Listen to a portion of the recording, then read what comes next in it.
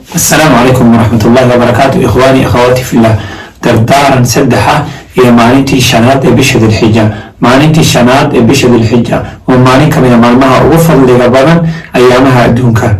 إلهي سبحانه وتعالى ayaa wuxuu nawaafijiyay maalin markaa khayr badan. maalintan khayrka badan maxaa inoo dardaarmaya?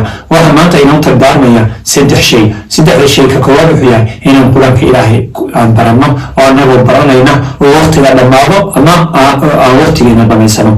laba, in ilaahay subxaanahu watacaala xoolaha duuna siiyey xoolihii anagoo ilaahay ku raaligelinayna oo meeluhu ilaahay nafaray ku bixinayna inaan dhibano. saddex, hadduu ilaahay subxaanahu watacaala nafaray amarka anagoo samaynayna oo wixii anagoo daacadii ilaahay samaynaya ilaahay ateecayna inaan dhimano. saddexdaa shay haddii aan samayno ilaahay subxaanahu watacaala hortiisa wax wanaagsan baan ka heli doonaa. kuwa bishaaraysta ee khayr ilaahay hortiisa ka heli doona ayaan noqonaynaa.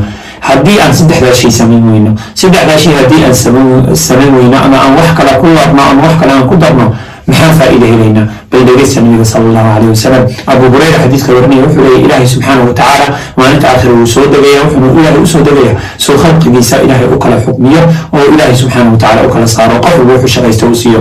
ilaahay markuu soo dego saddex qof buu ilaahay markiiba u yeeraya. wuxuu ilaahay subxaanahu watacaala qof qur-aanka bartay wuxuu oranaya maxaad soo qur-aankii aan rasuulkayga kusoo dejiyay kuma barin?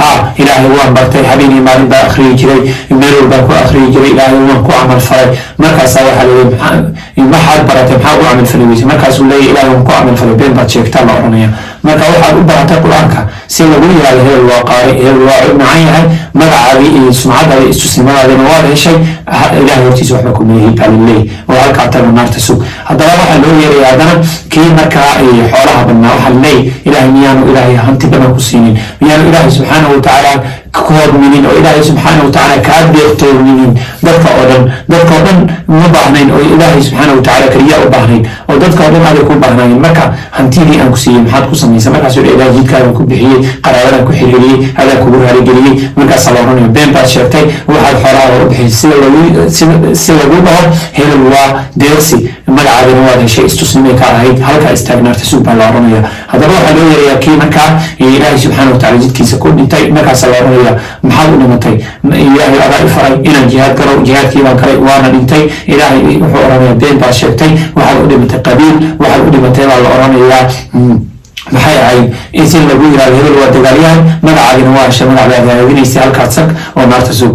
marka ilaahay subxaanahu watacaala saddexdoodiiba dadka ugu horeeya naarta lagu shida ayay markaa ka mid noqonayaan. ilaahay nagama dhigo marka camalkeena hadduu xumaado aan saddexdaa ku camal fali weyno abaalmarintaasa noo dambeynaysa. baaraka allahu fiikum. saddexdaa shay aan isku dardaaranay adkaysta. baaraka allahu fiikum. assalaamu calaykum waraxmatullahi